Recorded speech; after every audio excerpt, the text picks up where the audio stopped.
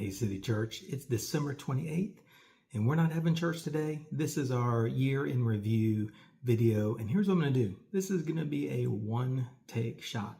I'm not going to try to edit it down a whole lot. I might put some images in, but we're not going to make this super polished. This is just you and I sitting down for a conversation about things that are happening in our church, some things we can celebrate from the past year, and maybe some things that are coming. And I just want to remind you, every time I get to talk to you, that we are a church that is handing the keys to the next generation to lead a church that people who don't go to church want to come to.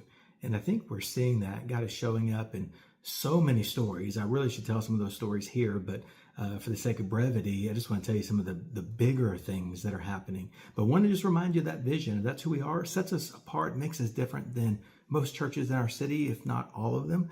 I'm not sure anybody has that vision, and we're seeing God do some incredible things. Some things I just want you to be aware of over this past year. You may not have seen it a whole bunch, but we've got a building team, and they have been working tirelessly. They've been checking out spots all across town. Anytime something comes up, checking into it to see if it's feasible. You'd be surprised at how few places there are in our city that you could rent or lease that could seat more than the 210 people that we have at Big.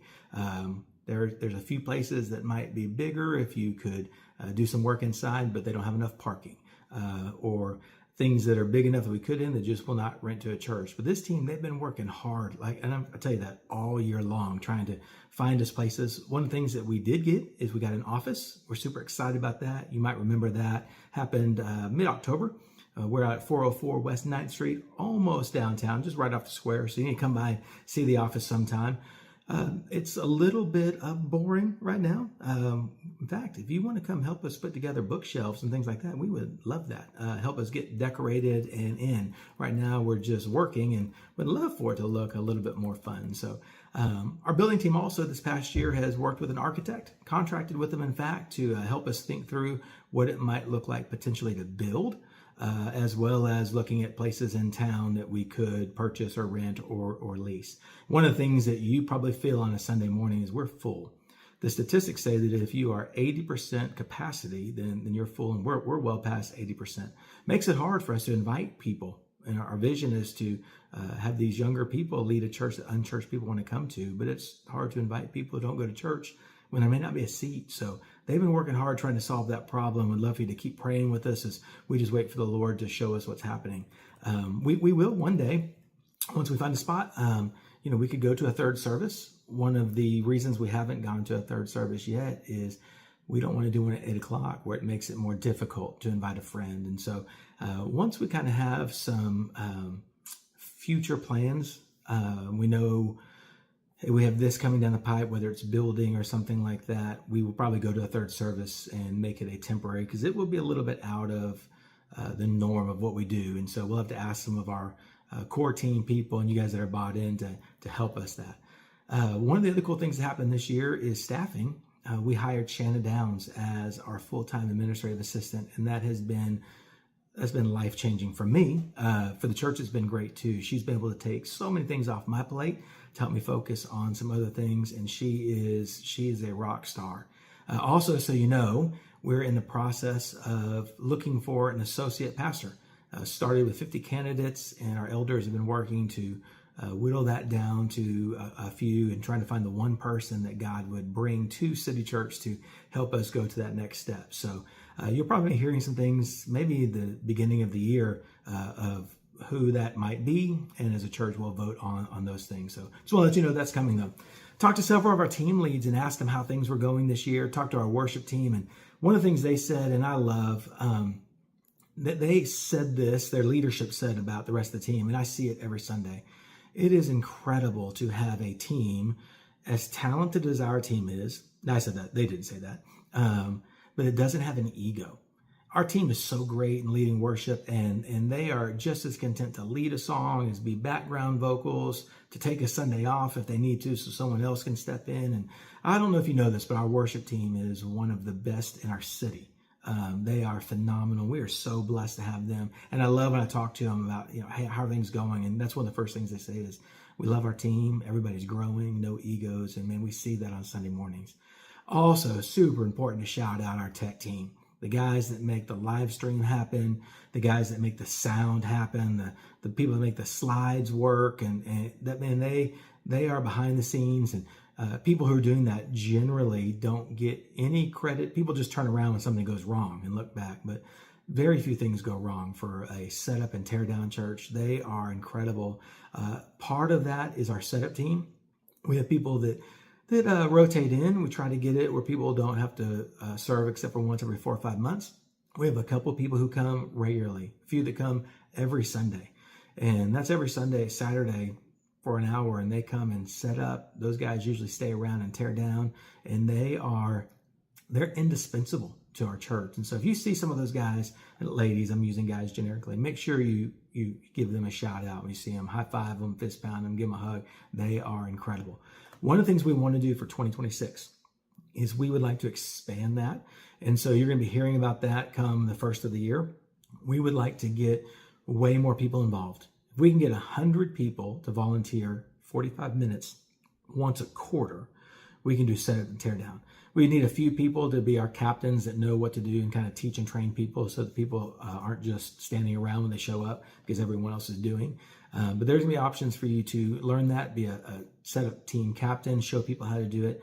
And then really, we're going to be doing an all call. So start looking. We would love for you to be able to volunteer 45 minutes at least once a quarter. That's 4 times a year.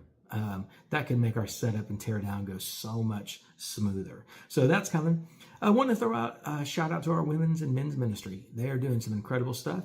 Our women's ministry grew from 1 Bible study during the year to 2. Actually, they have multiple during the year.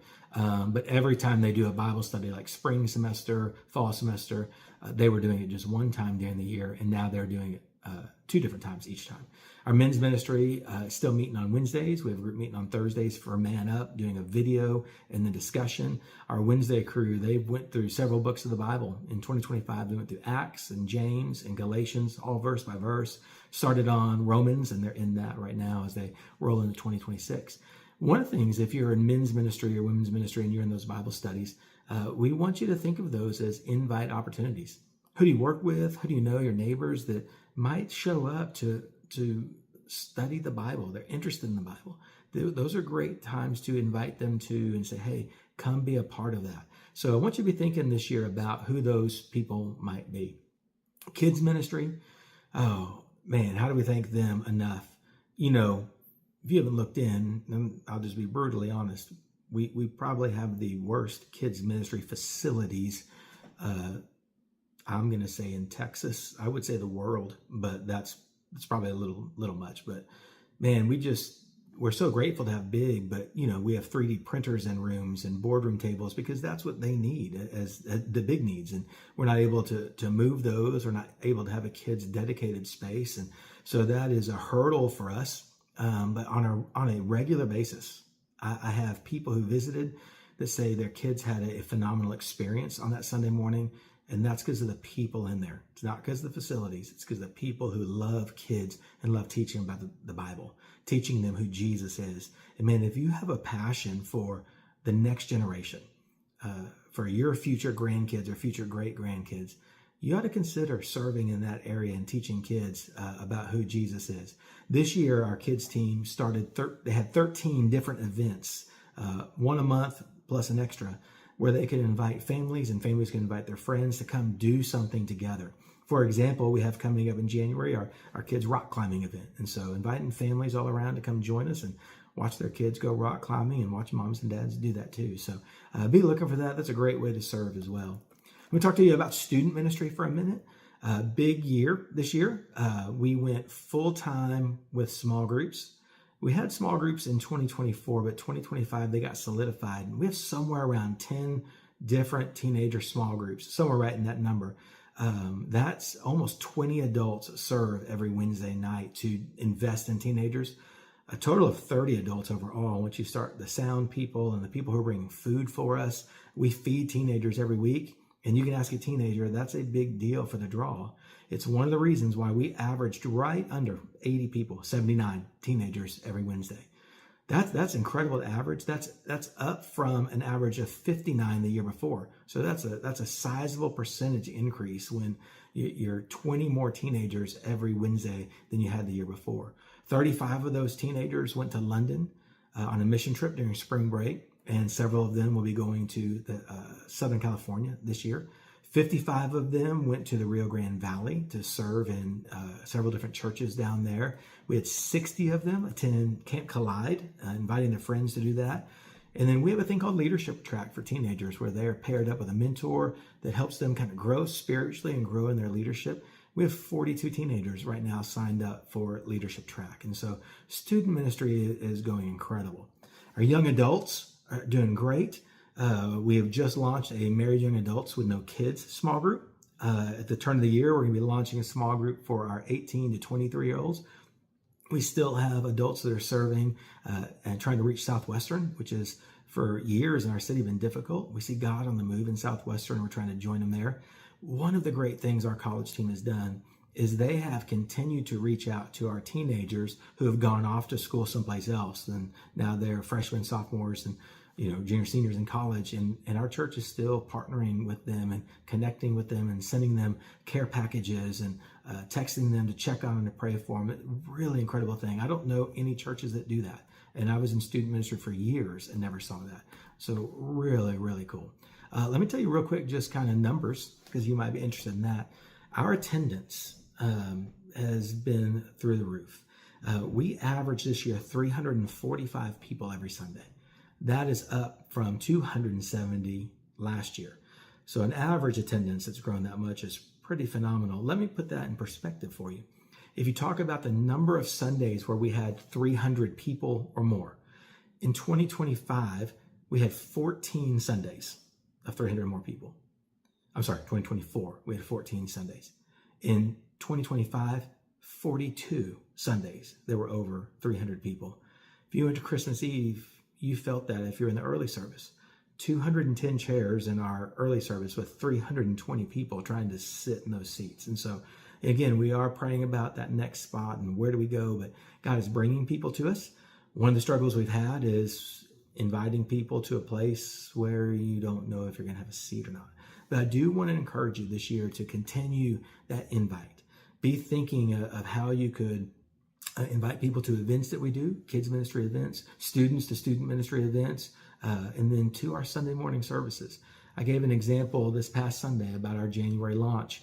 We're going to be launching a series called Stranger Things, trying to use something that's culturally relevant, a big event in our world, at least in America, in media. Stranger Things has been a 10-year, very popular TV show, and so we're just going to tag onto that and talk about some of the strange, crazy things that happen in the Bible. And we do that so that you have an opportunity to invite people who you might hear sitting around the office talking about Stranger Things, or a neighbor or something like that, where you can make an easy invite for them to come. So attendance has been incredible, and we're trying to solve problems so that it continue to be incredible. So now that we're out of chairs. Giving has been fantastic. You've been such a generous church. We've met our budget every year in excess. It's allowed us to do incredible things in giving to missions, foreign missions, and missions in the United States, as well as benevolence in our city. We've helped multiple families. We gave thousands of dollars over and above our budget to the Wilco Women's Center this year. We've been able to participate and help when the SNAP benefits kind of ran out or put on pause during our government shutdown for a while. We're able to say yes to a lot of different ministries, to teenagers and kids, and all of the events that we do. Because you're generous, we've never told a teenager or a kid no to something that costs money for them to do, which allows our kids to invite their friends. So thank you for being so generous. You've heard me talk about our trick or treat in the park. That's been a really cool thing, and helped us get I don't know what you call it, street cred in our city, of just seeing a church that loves people and is willing to be generous and blessing. So what about 2026? It's coming up. Here are a couple of things I want you to consider. If you have not made your everyday rhythms plan, I would love for you to do that. If you don't know what our Everyday Rhythms plan is, you can pick up a book on Sunday morning. We've got those out. They are free. If you'd like to donate, you can, but we don't want you to pay for those. We're working on getting a kind of Cliff Notes in video form up, hopefully in the first quarter of next year, where you can watch some videos, but it teaches you how to create a spiritual growth plan for your family and for yourself. And it's customized to you and what your life is like. So if you don't have your Everyday Rhythms written out, hung up somewhere, being practiced, that's high priority for 2026. Would also love for you to log onto our website. A few weeks ago, we launched our Meet the Need page. Right now, we have several places you can serve. We'll be adding to those throughout the year. There'll be some that come up there that are kind of immediate needs. Hey, this is a need that can be met this week. For example, like if you wanted to come help set up our offices, I mentioned that earlier, that would come up there as a short-term thing that someone do, as well as long-term things where people could serve throughout the year. So check out that Meet the Need and find that place where you can serve in 2026. Would also love for you to find a small group. Find a group of people that you can connect with, read the Bible together, pray together, do life together. And then lastly, 2026, let's not stop inviting. There are people out there who are not interested in church. And City Church might be a place that they come to and connect, where they can explore Jesus and figure out if they fit. So, Everyday Rhythms, find your place to serve, find a small group, and invite. Love you guys. Looking so forward to 2026. It's going to be amazing. And I hope you enjoy your Sunday off.